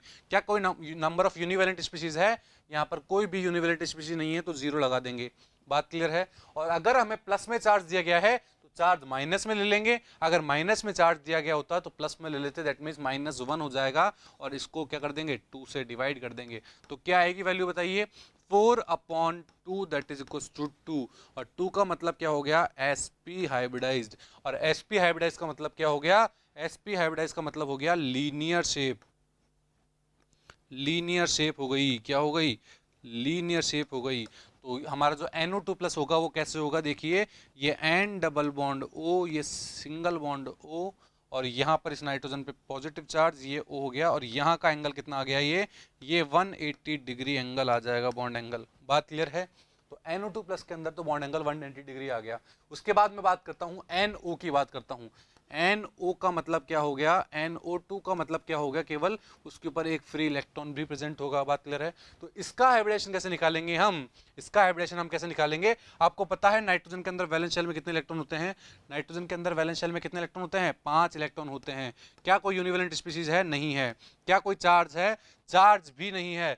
बट अगर सराउंडिंग एटम की इलेक्ट्रोनेगेटिविटी सेंट्रल एटम की इलेक्ट्रोनेगेटिविटी से ज्यादा होती है, तो उस इलेक्ट्रॉन को भी किस में काउंट करते हैं हम, उस इलेक्ट्रॉन को भी हाइब्रिडेशन में काउंट कर लेते हैं। दैट मींस +1 लगा देंगे और इसको अपॉन 2 कर देंगे। बात क्लियर है? तो कितना आ जाएगा, 6/2 दैट इज इक्वल टू 3, और 3 का मतलब क्या हो गया, sp2 हो गया, और sp2 का मतलब क्या हो गया, ट्राइगोनल प्लेनर शेप होगी। क्या होगी, ट्राइगोनल प्लेनर। बट यहां पर तो 2 ही ऑक्सीजन एटम है, तो कैसी आएगी, बेंट शेप आएगी। यहां पर क्या आएगी, बेंट शेप आएगी। और ट्राइगोनल प्लेनर क्या हो जाएगी, ये हो जाएगी ज्योमेट्री। बात क्लियर है? ज्योमेट्री के अंदर हम किसको काउंट करते हैं, लोन पेयर को भी काउंट करते हैं, बॉन्ड पेयर को भी काउंट करते हैं, बट शेप के अंदर हम केवल और केवल बॉन्ड पेयर को ही काउंट करते हैं, लोन पेयर को काउंट नहीं करते हैं। समझ में आया यहां तक? तो देखिए इसकी शेप कैसे होगी, एन, ये डबल बॉन्ड O, ये ऑक्सीजन O, और इसके ऊपर एक ऑड इलेक्ट्रॉन प्रेजेंट है, और यहां होगा हमारा कोई ना कोई बॉन्ड एंगल। बात क्लियर है? इसी तरह मैं बात करूं NO2 माइनस की, किसकी बात करता हूं मैं अब, NO2 माइनस की बात करता हूं। तो इसका हाइब्रिडेशन कैसे निकालेंगे हम, वैलेंस शेल में वही 5 इलेक्ट्रॉन है, कोई भी यूनिवैलेंट स्पीशीज नहीं है, चार्ज कितना दे रखा है, -1, तो ये यहाँ +1 हो जाएगा अपॉन 2। दैट मीन्स यहाँ पर क्या आएगा, देखिए यहाँ पर आ जाएगा 6/2 दैट इज इक्वल टू 3। तो हाइब्रिडेशन इसका भी हो गया sp2, sp2 हाइब्रिडेशन आ गया। sp2 हाइब्रिडेशन का मतलब यही सारी चीज सेम हो जाएगी, यहाँ पर भी क्या आएगी, लास्ट में बेंट शेप आ जाएगी। क्या आ जाएगी, बेंट शेप आ जाएगी। अब अगर दोनों के अंदर क्या शेप सेम आ रही है, तो क्या बॉन्ड एंगल भी सेम होगा। देखिए देखो कैसे होता है, यहां पे बनाता हूं N डबल बॉन्ड O, ये single bond coordinate bond O, और ये मेरे पास दो लोन पेयर और एक -4 नाइट्रोजन के ऊपर प्रेजेंट है। तो देखिए मेरे पास ओवरऑल शेप कौन कौन सी हुई, देखिए देखिए एक शेप मेरे पास ये रही, एक शेप मेरे पास ये रही, और एक शेप मेरे पास ये रही। अब इसमें से आप ये तो देख पा रहे होंगे कि यहाँ 180 डिग्री एंगल है, बट यहाँ पर और यहाँ पर कहीं भी 180 डिग्री एंगल दिखने को नहीं मिल रहा है। दैट मीन्स प्लस वाले जो होगा मेरा एटम, उसका बॉन्ड एंगल सबसे ज्यादा होगा। तो आप आंसर वैसे ही टिक कर सकते हैं, क्योंकि एक ही ऑप्शन में ऐसा है जिसके अंदर प्लस वाले का बॉन्ड एंगल सबसे ज्यादा हो। दैट मीन्स आंसर तो हमारा डी आ जाएगा। बात क्लियर है, कौन सा आ जाएगा, डी आ जाएगा। बट इन दोनों को कैसे कंपेयर किया मैंने, इनको कैसे कंपेयर किया वो देखिए। इनको मैंने कंपेयर कुछ इस तरह किया बच्चों कि यहाँ पर केवल और केवल एक ऑड इलेक्ट्रॉन था, जबकि यहाँ पर एक पूरा क्या था, 2 इलेक्ट्रॉन प्रेजेंट थे, एक लोन पेयर प्रेजेंट था, जिनकी वजह से उसने एंगल को और कम कर दिया है। क्या कर दिया है?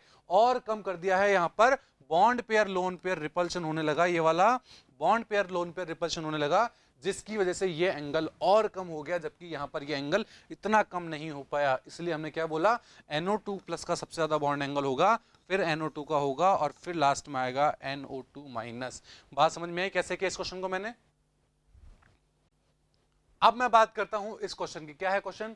The correct order of CO bond length among CO, CO3 2 minus और CO2, इन तीनों के अंदर हमें बताना है कि बॉन्ड लेंथ का करेक्ट ऑर्डर क्या होगा। किसका बताना है?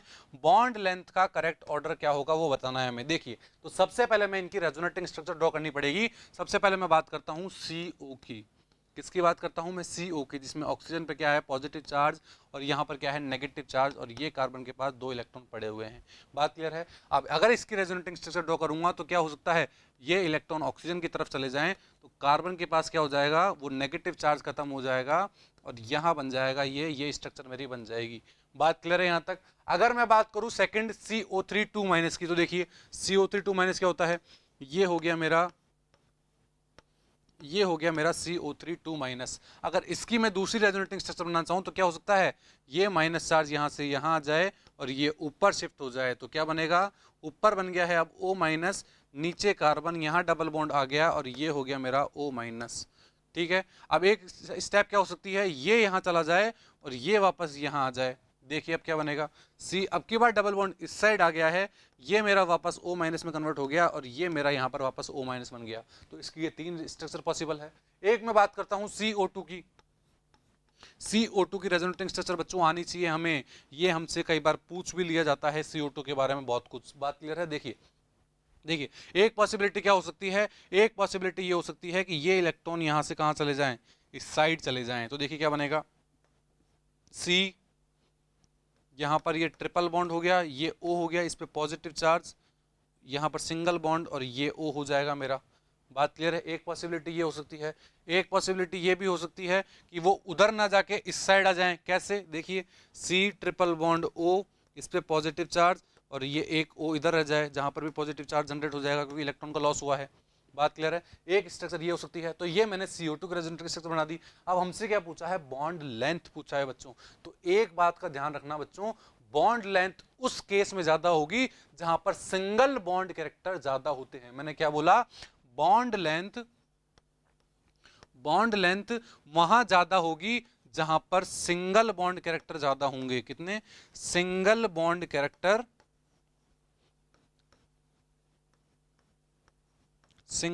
कैरेक्टर ज्यादा होंगे, वहां पर बॉन्ड लेंथ भी क्या होगी?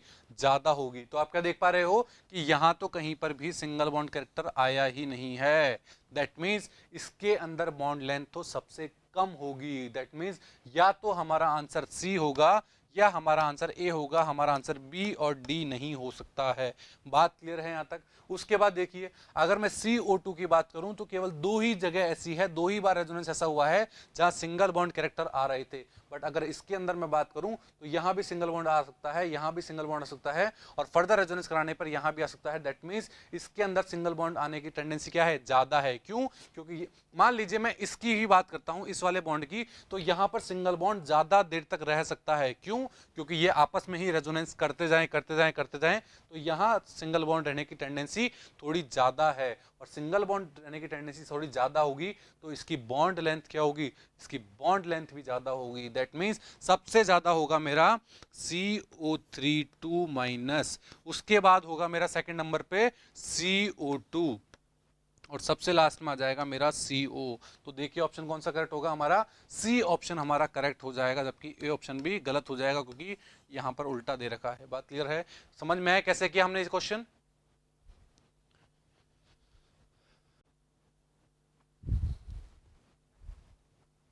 अब हम बात करते हैं इस क्वेश्चन की। क्या है?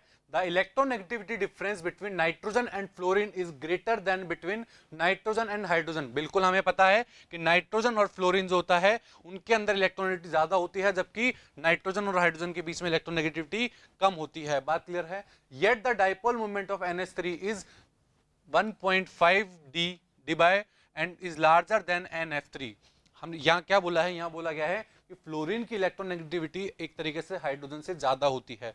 बात क्लियर है? और ज्यादा होने के बावजूद भी हमने क्या बोला है कि NF3 के अंदर डाइपोल मोमेंट कम है, जबकि NH3 के अंदर डाइपोल मोमेंट ज्यादा है। ऐसा क्यों होता है, वो रीजन बताना है हमें। तो सबसे पहले हम इनकी स्ट्रक्चर ड्रॉ करते हैं। देखिए, सबसे पहले मैं ड्रॉ करता हूं NH3।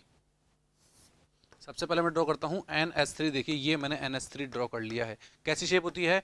ये होती है हमारी पिरामिडल। और एक मैं ड्रॉ करता हूं NF3। बिल्कुल सेम NH3 की स्ट्रक्चर भी कैसी होती है? पिरामिडल होती है। और ये एक लोन पेयर होता है। अगर मैं इसके अंदर डाइपोल मोमेंट की डायरेक्शन की बात करूं तो लोन पेयर की इलेक्ट्रॉन डेंसिटी जिस तरफ होती है उसका डाइपोल की डायरेक्शन उस तरफ ही हो जाएगी। अगर नाइट्रोजन और हाइड्रोजन से बात करूं मैं, तो नाइट्रोजन की इलेक्ट्रोनेगेटिविटी क्या होती है? ज्यादा होती है हाइड्रोजन से। तो यहां पर ये हो जाएगी डाइपोल मोमेंट की डायरेक्शन तीनों में। बात क्लियर है यहां तक? तो इसका रिजल्टेंट डाइपोल मोमेंट कहां आ रहा है? सेम डायरेक्शन के अंदर ही आ रहा है रिजल्टेंट डाइपोल मोमेंट। बात क्लियर है यहां तक? समझ में आया NH3 को? अगर मैं NF3 की बात करता हूं तो इसका डाइपोल मोमेंट तो ऊपर की तरफ ही होगा, लोब का है, जहां पे लोन पेयर प्रेजेंट है मेरे। बात क्लियर है? अगर मैं नाइट्रोजन और फ्लोरीन के केस में बात करूं तो फ्लोरीन की इलेक्ट्रोनेगेटिविटी नाइट्रोजन से क्या होती है? ज्यादा होती है। इसलिए इधर डाइपोल मोमेंट का डायरेक्शन नीचे की तरफ होगा तीनों केस में ही। तो इनका रिजल्टेंट डाइपोल मोमेंट की डायरेक्शन क्या होगी? नीचे की तरफ होगी। बात क्लियर है? दैट मींस आपने क्या देखा? NH3 के अंदर सभी के डाइपोल मोमेंट की डायरेक्शन ऊपर की तरफ थी, इसलिए डाइपोल मोमेंट ज्यादा था। जबकि NF3 के अंदर कुछ डाइपोल मोमेंट ऊपर की तरफ था, जैसे कि ये जा रहा है, और कुछ डाइपोल मोमेंट की डायरेक्शन नीचे की तरफ थी। इसलिए हमने बोला कि NH3 के अंदर डाइपोल मोमेंट ज्यादा है और NF3 के अंदर डाइपोल मोमेंट कम है। बात क्लियर है? रीजन समझ में आया? अब ऑप्शन चेक कर लेते हैं। In NH3 the atomic dipole and bond dipole are in the opposite direction. क्या बोला है? इसके अंदर जो एटॉमिक डाइपोल है and the bond dipole are in opposite direction, where is in NH3 these are in same direction. बिल्कुल गलत बात बच्चों। एटॉमिक डाइपोल कौन सा हो गया हमारा? ये हो गया हमारा एटॉमिक डाइपोल। और बॉन्ड डाइपोल कौन सा हो गया? जो ये बॉन्ड है वो हमारे बॉन्ड डाइपोल हो गए। तो ये क्या बोल रहा है कि बॉन्ड डाइपोल और एटॉमिक डाइपोल जो है वो अपोजिट डायरेक्शन में है। किस केस में? NH3 के केस में। बट ऐसा हो रहा है क्या? नहीं। दैट मींस ये ऑप्शन गलत ऑप्शन है। बी की मैं बात करूं, in NH3 as well as NF3 the atomic dipole and bond dipole are same direction. ये भी सही नहीं है। NH3 के अंदर तो दोनों की डायरेक्शन सेम होती है, बट NF3 के अंदर सेम नहीं होती है। दैट मींस ये ऑप्शन भी गलत हो गया। थर्ड देखिए, in NH3 the atomic dipole and bond dipole are in same direction, whereas in NF3 these are in opposite direction। बिल्कुल सी ऑप्शन हमारा करेक्ट ऑप्शन है। क्यों? क्योंकि NH3 के अंदर एटॉमिक डाइपोल और बॉन्ड डाइपोल का डायरेक्शन सेम है, जबकि NF3 के अंदर एटॉमिक डाइपोल और बॉन्ड डाइपोल का डायरेक्शन क्या है? डिफरेंट है। दैट मींस सी ऑप्शन हमारा करेक्ट है। डी क्या बोलता है? In NH3 as well as NF3 atomic dipole and bond dipole are in opposite direction. That means ये भी गलत ऑप्शन है हमारा। तो करेक्ट ऑप्शन कौन सा हुआ हमारा? सी इसका करेक्ट आंसर हो जाएगा। बात क्लियर है? और इससे हमने इसको पूरे को समझ लिया है। बात क्लियर है? अब मैं बात करता हूं इस क्वेश्चन की। क्या है? The correct order in which the O bond length. हमें क्या बताना है? इंक्रीजिंग ऑर्डर बताना है। ऑक्सीजन का बॉन्ड लेंथ किसके अंदर सबसे ज्यादा होगी और किसके अंदर सबसे कम होगी, हमें वो बताना है। तो देखिए कैसे करेंगे। अगर मैं O2 की बात करूं तो O2 कैसा होता है? ये होता है हमारा O2। अगर मैं H2O2 की बात करूं तो ये होता है हमारा H2O2। और अगर मैं O3 की बात करूं तो ये होता है हमारा O3।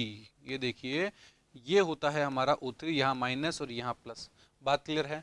अगर मैं इसके अंदर देखूं तो क्या कोई रेजोनेंस हो सकता है? कोई रेजोनेंस नहीं हो सकता। इसके अंदर देखूं कोई रेजोनेंस हो सकता है? कोई रेजोनेंस नहीं हो सकता। बट अगर इसके अंदर मैं देखूं तो ये बॉन्ड यहां से यहां चला जाए और ये बॉन्ड यहां से यहां जाए तो एक रेजोनेंस भी पॉसिबल है। दैट मींस ये भी पॉसिबिलिटी है कि वो ऐसे भी हो सकता है। दैट मीन्स यहाँ माइनस चार्ज और ये प्लस चार्ज, ऐसा कैसे मेंटेन। मतलब इसके अंदर दो स्ट्रक्चर पॉसिबल है। बात क्लियर है? अब हमें क्या पूछा है? बॉन्ड लेंथ इंक्रीजिंग ऑर्डर पूछा है। तो हमने क्या पढ़ा है? हमने ये पढ़ा है कि जिसके अंदर सिंगल बॉन्ड कैरेक्टर ज्यादा होंगे, इफ सिंगल बॉन्ड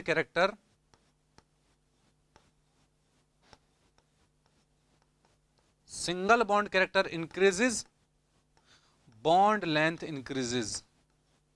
जिसके अंदर सिंगल बॉन्ड कैरेक्टर ज्यादा होंगे वहां बॉन्ड लेंथ ज्यादा होगी। तो आप क्या देख पा रहे हो? यहां तो डबल बॉन्ड है, यहां पर क्या है? यहां पर केवल और केवल सिंगल बॉन्ड ही है। क्या यहां कोई डबल बॉन्ड आ सकता है? नहीं, यहां पर कोई भी डबल बॉन्ड नहीं आ सकता। दैट मींस H2O2 के अंदर सबसे ज्यादा क्या होगी? बॉन्ड लेंथ होगी। उसके बाद में O2 को O3 से कंपेयर करूं तो यहाँ पर सिंगल बॉन्ड भी है और डबल बॉन्ड भी है, बट यहाँ पर तो केवल और केवल डबल बॉन्ड ही है। दैट मीन्स इस वाले केस में कुछ ना कुछ % सिंगल बॉन्ड कैरेक्टर आ रहे हैं, इसलिए उसके बाद आएगा हमारा O3 और सबसे लास्ट में आ जाएगा O2। तो हमारा आंसर क्या होगा? H2O2 आएगा सबसे पहले, फिर O3 आएगा, फिर O2 आएगा। तो डी ऑप्शन हमारा करेक्ट ऑप्शन हो जाएगा। बात क्लियर है? बात समझ में आई यहां तक? तो अब हम बात करते हैं इस क्वेश्चन की। क्या है question? The correct sequence of increasing covalent character is represented by. हमें क्या बताना है? कोवेलेंट कैरेक्टर का इंक्रीजिंग सीक्वेंस बताना है, कि करेक्ट सीक्वेंस क्या होगा हमें वो बताना है। तो क्या दिया हुआ है देखिए, हमें एक LiCl दिया हुआ है, एक NaCl दिया हुआ है, एक BeCl2 दिया गया है। क्या क्या दिया गया है? एक हमें Li दिया गया है, मैं अगर कैटायन की बात करूं तो एक Li दिया हुआ है, एक Na दिया हुआ है, क्या दिया हुआ है? एक Na+ दिया हुआ है, और एक Be+2 दिया हुआ है। मैंने क्या किया है? मैंने क्लोरीन को हटा के उनको आयंस के फॉर्म में लिख दिया है। यहां तक समझ में आया? तो हम क्या बोलते हैं? हम बोलते हैं, आप यहां पर देख पा रहे हो कि हमारा एनायनिक पार्ट तो सेम है। क्या सेम है? एनायनिक पार्ट तो सेम है। और हमें क्या पूछा गया है? कोवेलेंट कैरेक्टर पूछा गया है। तो कोवेलेंट कैरेक्टर ना निकाल के हम अगर पोलराइजेशन का ऑर्डर निकाल देते हैं, किसका? अगर कोवेलेंट कैरेक्टर ना निकाल के अगर हम पोलराइजेशन का ऑर्डर निकाल देते हैं, पोलराइजेशन का ऑर्डर निकाल देंगे, तो हमें कोवेलेंट कैरेक्टर का ऑर्डर मिल जाएगा या नहीं मिलेगा? बिल्कुल, हमें कोवेलेंट कैरेक्टर का ऑर्डर मिल जाएगा। किसका? कोवेलेंट कैरेक्टर का ऑर्डर मिल जाएगा। बात क्लियर है यहां तक? तो देखिए, अगर मैं Li, Na और Be+2 की बात करूं तो सबसे पहले मैं बात करता हूं Li से Na+ की। तो मैं क्या बोलता हूं? देखिए, मैंने क्या बोला? जब मैं Li से Na की तरफ मूव करता हूं तो क्या होता है? साइज ऑफ कैटायन इंक्रीज हो जाता है। क्या होता है? साइज ऑफ कैटायन इंक्रीज हो जाता है। और अगर साइज ऑफ कैटायन इंक्रीज होती है तो पोलराइजेशन डिक्रीज हो जाती है। हमने पढ़ी है बिल्कुल, अगर साइज ऑफ कैटायन इंक्रीज होगी तो पोलराइजेशन डिक्रीज हो जाएगा। क्या हो जाएगा? पोलराइजेशन डिक्रीज हो जाएगा। पोलराइजेशन डिक्रीज हो गया, और पोलराइजेशन डिक्रीज हुआ तो कोवेलेंट कैरेक्टर क्या होंगे? तो कोवेलेंट कैरेक्टर भी डिक्रीज हो जाएंगे। कोवेलेंट कैरेक्टर भी डिक्रीज हो जाएंगे। दैट मीन्स हमें यह पता लग गया है कि LiCl के अंदर कोवेलेंट कैरेक्टर ज्यादा होंगे NaCl से। बात क्लियर है यहां तक? ये दो चीज समझ में आई। अब मैं बात करता हूं Li को मैं Be से कंपेयर करता हूं। किससे? एक मैं लेता हूं Li+ और एक मैं लेता हूं Be+2। तो हमने क्या बोला था? हमने क्या पढ़ रखा है? हमने पढ़ रखा है कि जिसके अंदर चार्ज ऑफ कैटायन या चार्ज ऑफ एनायन ज्यादा होगा उसके अंदर पोलराइजेशन भी ज्यादा होगा। That means charge of anion और charge of cation is directly proportional to polarisation. क्या बोला मैंने? चार्ज चाहे कैटायन हो या फिर एनायन हो, वो डायरेक्टली प्रोपोर्शनल होता है पोलराइजेशन के। किसके? पोलराइजेशन के डायरेक्टली प्रोपोर्शनल होता है। तो आप देख रहे हैं कि Li से Be जाने पर क्या हुआ है? Li से Be जाने पर चार्ज बढ़ गया है, चार्ज इंक्रीजेस। और अगर चार्ज इंक्रीज हुआ है तो पोलराइजेशन भी इंक्रीज हो जाएगा। पोलराइजेशन इंक्रीज हो जाएगा, और पोलराइजेशन इंक्रीज होगा तो कोवेलेंट कैरेक्टर भी इंक्रीज हो जाएंगे। बिल्कुल, कोवेलेंट कैरेक्टर भी इंक्रीज हो जाएंगे। दैट मींस Li से ज्यादा Be के अंदर कोवेलेंट कैरेक्टर होगा। तो इसके आगे हम क्या लिख देंगे? देखिए, ऑर्डर में हमारा क्या हो गया? हमारे ऑर्डर के अंदर आ गया, अब Li से ज्यादा हो जाएगा BeCl2। तो ये आ गया हमारा करेक्ट ऑर्डर कि BeCl2 के अंदर सबसे ज्यादा कोवेलेंट कैरेक्टर होंगे, फिर LiCl और फिर NaCl। तो ऑप्शन में चेक कीजिए, सबसे ज्यादा BeCl2 फिर NaCl, बिल्कुल गलत बात। बी ऑप्शन NaCl, बिल्कुल गलत बात। थर्ड ऑप्शन BeCl2 फिर LiCl फिर NaCl, बिल्कुल सही बात। सी ऑप्शन हमारा करेक्ट ऑप्शन हो गया है। और डी में बात करूं तो LiCl सबसे ज्यादा बता रखा है, ये वैसे ही गलत हो जाएगा। तो राइट आंसर क्या हो गया हमारा? सी इस क्वेश्चन का राइट आंसर हो गया।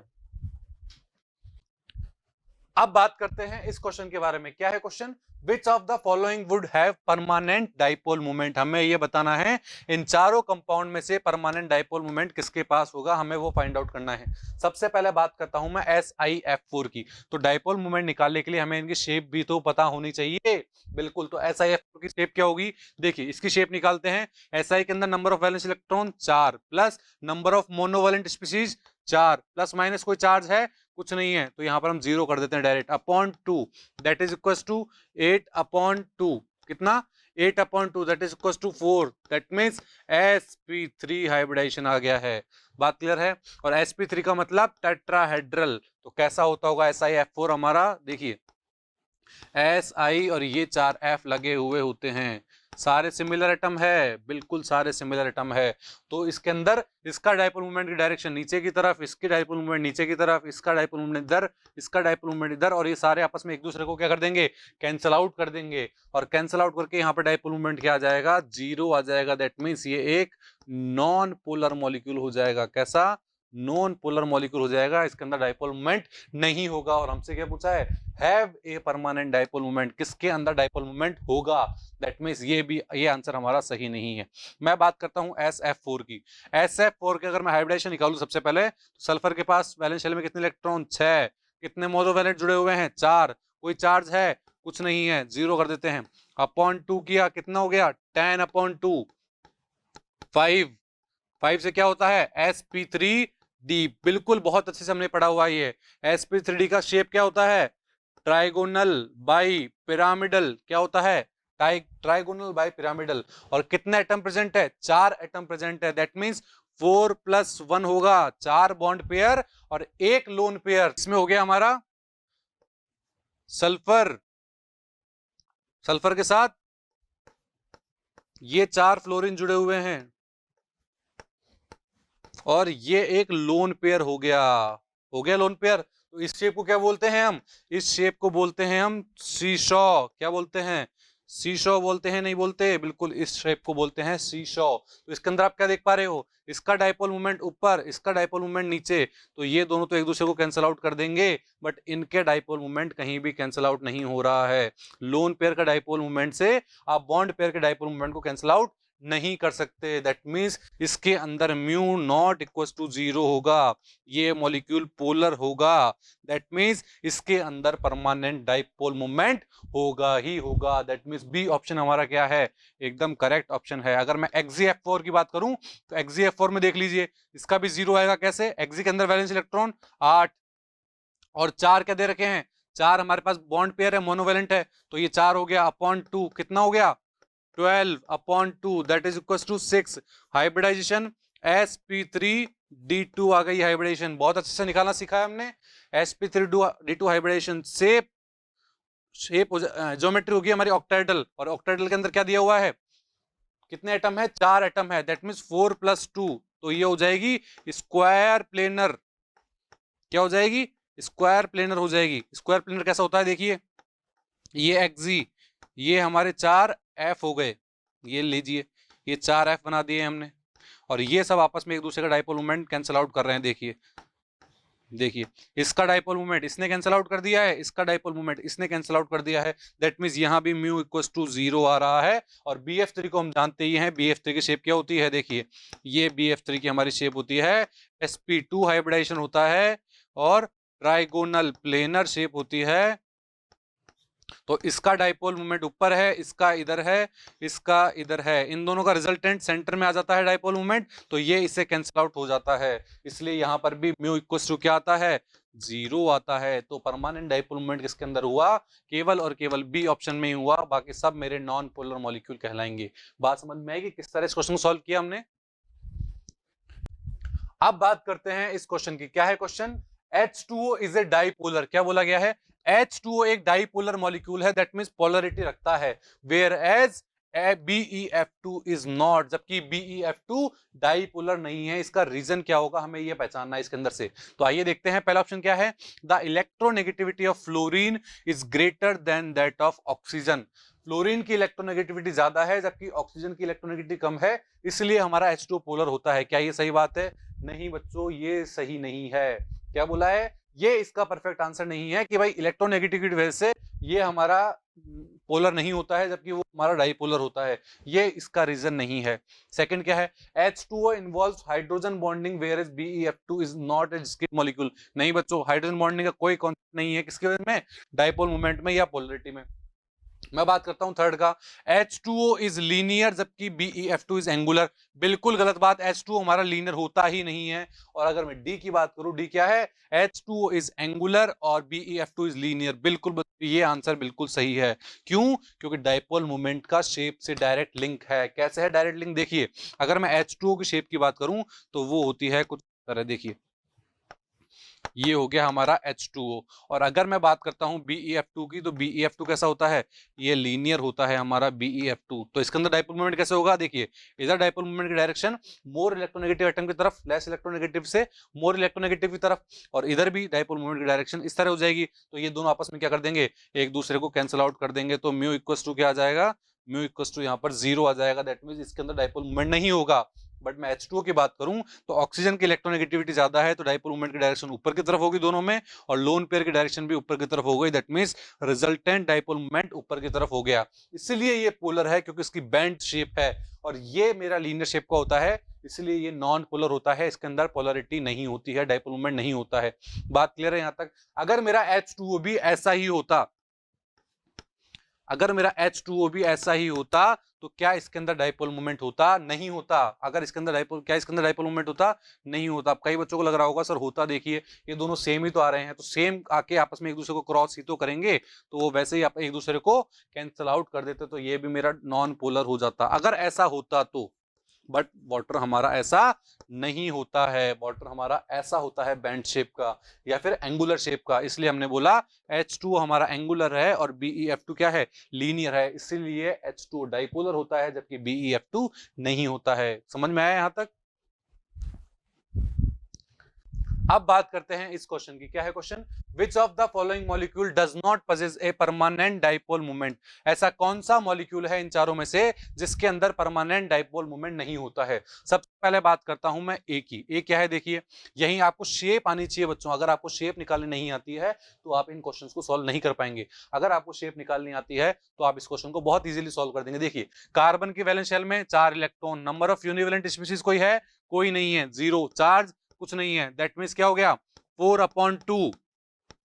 तो हाइब्रिडेशन क्या आया, यहां पर 2 आ गया। हाइब्रिडेशन sp, sp मतलब लीनियर। एक लाइन में पूरा क्वेश्चन सॉल्व हो जाएगा बच्चों। देखिए लीनियर, और लीनियर की शेप क्या होती है, लीनियर तो मतलब लीनियर होता है। ये हमारा लीनियर हो गया, कार्बन सल्फर सल्फर। अगर इसमें हम बोलते हैं सल्फर की इलेक्ट्रोनेगेटिविटी ज्यादा है तो इसका डाइपोल मोमेंट इधर, इसका डाइपोल मोमेंट इधर, और दोनों एक दूसरे को कैंसिल आउट कर देंगे, तो यहां पर म्यू इक्वल टू 0 आ जाएगा। दैट मींस CH2 के अंदर डाइपोल मोमेंट नहीं होता है। और हमसे क्या पूछा गया था, does not possess a dipole moment, does not possess a dipole moment. तो CH2 पहला ऑप्शन ही ऐसा दे दिया है जिसके अंदर डाइपोल मोमेंट नहीं होता है। दैट मींस ए ही हमारा आंसर हो जाएगा। बट हम बात कर लेते हैं बी सी डी, इनकी भी बात कर लेते हैं एक बार। बच्चों यहां पर एक मिसप्रिंट हो गया था, ये -2 है हमारा। बात क्लियर है? तो अगर मैं SO3 - 2 की बात करूं तो number of valence electron sulphur में 6 प्लस नंबर ऑफ यूनिवेलेंट स्पीशीज या मोनोवेलेंट कोई नहीं है, ऑक्सीजन डाइवेलेंट होता है, प्लस माइनस चार्ज, ये 0 हो गया नंबर ऑफ मोनोवेलेंट। चार्ज कितना है, -2 है। अगर -2 चार्ज है तो प्लस में लेंगे तो +2 हो गया। कितना हो गया, 6 + 2 8/2। 8/2 मतलब 4, 4 मतलब sp3, sp3 है। और कितने ऑक्सीजन है वहां पर, 3 ऑक्सीजन है। दैट मीन्स 3 + 1, 3 बॉन्ड पेयर और एक लोन पेयर। बिल्कुल, तो इसकी शेप क्या हो जाएगी, पायरामिडल हो जाएगी। क्या हो जाएगी, पायरामिडल इसकी शेप हो जाएगी। और पायरामिडल हो जाएगी इस मतलब कैसी होगी शेप, देखिए S double bond O single bond O single bond O, ये 2 माइनस लगे हुए हैं, यहाँ एक लोन पेयर हो गया। तो इसके अंदर तो डाइपोल मोमेंट होगा, बिल्कुल इसके अंदर डाइपोल मोमेंट होगा। हमसे नॉट पूछा था, यहाँ पर डाइपोल मोमेंट बिल्कुल होगा। That means mu is not equal to 0 होगा। बात क्लियर है? अगर मैं H2S की बात करूं तो H2S बिल्कुल H2O की तरह ही होता है, तो इसको हमको हाइब्रिडेशन निकालने की कोई जरूरत नहीं है। वैसे sp3 हाइब्रिडेशन आता है इसका 2 + 2, 2 बॉन्ड पेयर 2 लोन पेयर, तो कैसे हो जाएगा SH, ये 2 लोन पेयर हो गए। इसके अंदर भी mu is not equal to 0 आएगा, मतलब इसके अंदर भी डाइपोल मोमेंट होता है। अगर मैं बात करूं SO2 की तो SO2 क्या होगा, देखिए SO2 के अंदर 6 + 0 + 0 6 वैलेंस इलेक्ट्रॉन होते हैं, बाकी कोई मोनोवैलेंट नहीं है, कोई कुछ नहीं है। तो कितना आ जाएगा, 6/2, डायरेक्ट बताइए 3 मतलब sp2। sp2 के अंदर क्या होना चाहिए शेप, ट्राइगोनल प्लेनर होनी चाहिए, पर ट्राइगोनल प्लेनर नहीं होगा। क्यों? क्योंकि वहां पर 2 ही ऑक्सीजन है। दैट मीन्स 2+1, 2 बॉन्ड पेयर, एक लोन पेयर, और 2+1 है तो इसकी शेप क्या हो जाएगी? बेंट हो जाएगी या नहीं होगी? बिल्कुल बेंट हो जाएगी। That means S double bond O, और इसके अंदर भी mu is not equal to 0 होगा। दैट मीन्स इसके अंदर भी डाइपोल मोमेंट होगा। मेरा बात समझ में आई? बट CH2 के अंदर डाइपोल मोमेंट नहीं था। हमें यही पूछा गया था कि किसके अंदर डाइपोल मोमेंट नहीं है, तो आंसर हो गया हमारा A हो गया है। बात क्लियर है? अब बात करते हैं इस क्वेश्चन की। क्या है question? The table shown below gives the bond dissociation energy. इसके अंदर जो आप ये वैल्यूज देख पा रहे हैं, ये क्या है हमारी? ये है हमारी bond dissociation energy. Bond dissociation energy क्या होता है? बॉन्ड को तोड़ने के लिए दी जाने वाली एनर्जी। बात क्लियर है? For single covalent bonds of carbon atom with element A B C D, ये कोई एलिमेंट है, A element, B element, C element, D element, इनको बॉन्ड को तोड़ने के लिए कार्बन और A को तोड़ने के लिए ये एनर्जी देनी पड़ती है, कार्बन और B को तोड़ने के लिए इतनी एनर्जी देनी पड़ती है। इसी तरह C और D में है। Atoms with element A B C D, हमें क्या बताना है? Which element has a smallest atom, कौन सा एटम हमारा यहां पर सबसे स्मॉलेस्ट होगा, हमें वो बताना है। बात क्लियर है? क्या बताना है? कौन सा एटम सबसे स्मॉलेस्ट होगा। स्मॉलेस्ट मतलब बॉन्ड लेंथ सबसे कम होगी। कौन सा ऐसा कंपाउंड है इनके अंदर से, कौन सा ऐसा एलिमेंट है जिसके अंदर बॉन्ड लेंथ सबसे कम होगी? अगर बॉन्ड लेंथ कम होगी, बॉन्ड लेंथ जहां पर कम होगी, वहां पर एटम कैसा हो जाएगा? मेरा स्मॉलेस्ट एटम हो जाएगा। बात क्लियर है? और बॉन्ड लेंथ कहां कम होगी? जहां पर बॉन्ड डिसोसिएशन एनर्जी, जहां पर बॉन्ड डिसोसिएशन एनर्जी कितनी होगी? ज्यादा होगी। दैट मींस कोई भी बॉन्ड अगर मेरा छोटा होता है तो उसको तोड़ने के लिए एनर्जी ज्यादा देनी पड़ती है। क्या करनी पड़ती है? एनर्जी ज्यादा देनी पड़ती है। क्यों? क्योंकि उस इलेक्ट्रॉन का पकड़ दोनों एटम के पास सबसे ज्यादा होती है।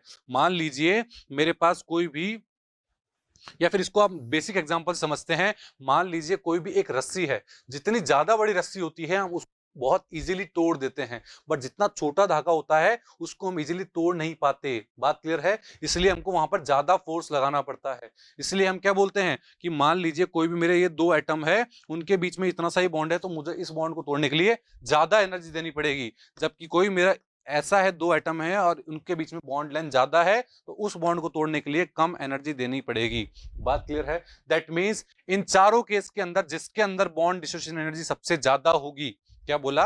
इन चारों केस में जिसके अंदर बॉन्ड डिसोसिएशन एनर्जी सबसे ज्यादा होगी, वहां पर बॉन्ड लेंथ सबसे कम होगी, वो एटम मेरा सबसे स्मॉलेस्ट होगा। तो आप देख पा रहे हैं सी डी के अंदर बॉन्ड डिसोसिएशन एनर्जी क्या है? सबसे ज्यादा है, और सबसे ज्यादा bond dissociation energy, that means इसकी बॉन्ड लेंथ सबसे कम होगी, और बॉन्ड लेंथ सबसे कम है तो वो एटम कैसा होगा? मेरा सबसे स्मॉलेस्ट होगा। क्या होगा? सबसे स्मॉलेस्ट होगा। तो कौन सा हो गया? हमारा डी हो गया है। मतलब जो डी एटम है, डी एलिमेंट है, उसके अंदर उसकी बॉन्ड, उसकी एटम जो होगा वो सबसे स्मॉलेस्ट होगा। तो डी कहां देखने को मिल रहा है आपको? बी ऑप्शन में। दैट मींस इसका बी ऑप्शन एकदम करेक्ट ऑप्शन हो जाएगा। बाकी ऑप्शन मेरे वैसे ही गलत हो जाएंगे। तो आंसर क्या हो जाएगा? इस आंसर का बी हो जाएगा। बात क्लियर है? अब बात करते हैं इस क्वेश्चन की। क्या है क्वेश्चन?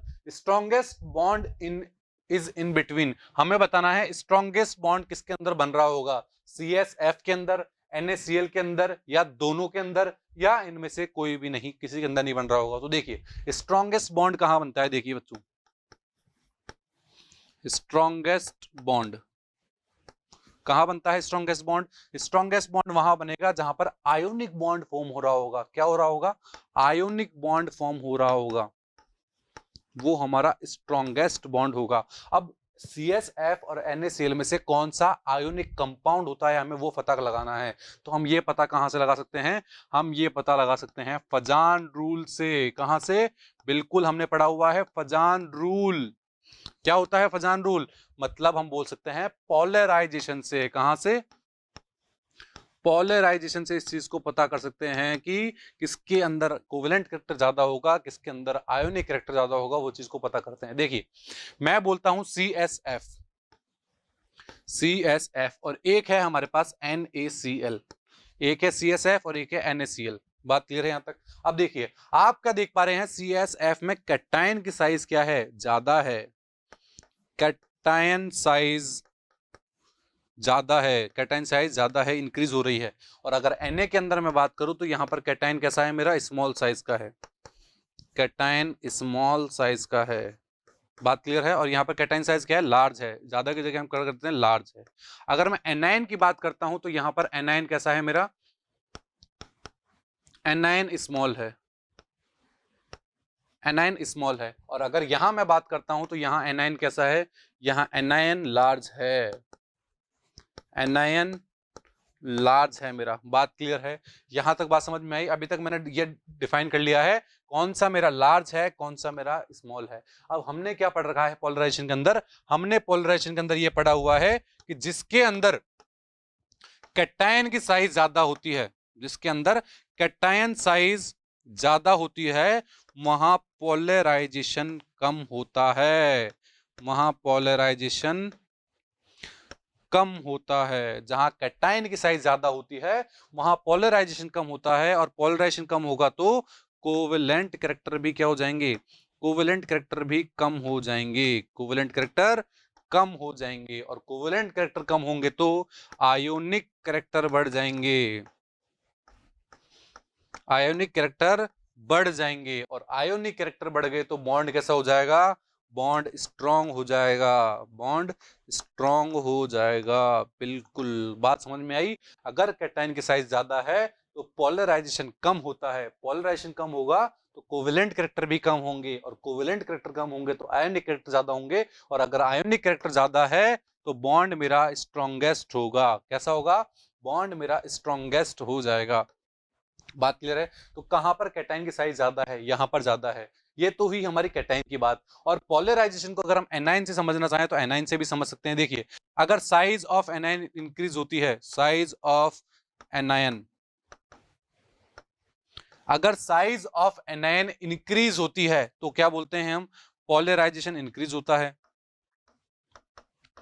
पोलराइजेशन इंक्रीज होता है। पोलराइजेशन इंक्रीज होगा तो कोवेलेंट कैरेक्टर भी इंक्रीज होंगे, कोवेलेंट कैरेक्टर इंक्रीज होंगे, और कोवेलेंट कैरेक्टर इंक्रीज होंगे तो आयोनिक डिक्रीज हो जाएंगे, आयोनिक कैरेक्टर डिक्रीज हो जाएंगे। अब देखिए अब इससे क्या देखने को मिल रहा है कि यहाँ पर एनायन लार्ज कहां पर है, NaCl के अंदर एनायन लार्ज है, जबकि यहाँ एनायन स्मॉल है। अब डोमिनेंट किसे माना जाए, ये तो बोलता है कैटायन वाला तो कि मेरा जो CSF होगा वो मोर आयोनिक होगा, और मोर आयोनिक होने की वजह से इसके अंदर स्ट्रॉन्गेस्ट बॉन्ड होगा। बट अगर मैं एनायन को देख के चलता हूं तो एनायन में ये मेरा लार्ज एनायन है, और लार्ज एनायन होता है तो कोवेलेंट आयोनिक कैरेक्टर भी ज्यादा होता है। अब एनायन को लें या कैटायन को लें तो बच्चों इस केस में हम क्या देखते हैं, जो हमारा कैटायन पार्ट होता है वो डोमिनेंट करता है, क्या करता है, डोमिनेंट करता है। इसलिए हम कैटायन को लेते हुए इस क्वेश्चन को सॉल्व करेंगे, और हमारा आंसर क्या हो जाएगा, CSF। बिल्कुल बच्चों इसका आंसर हो जाएगा हमारा CSF, क्योंकि उसके अंदर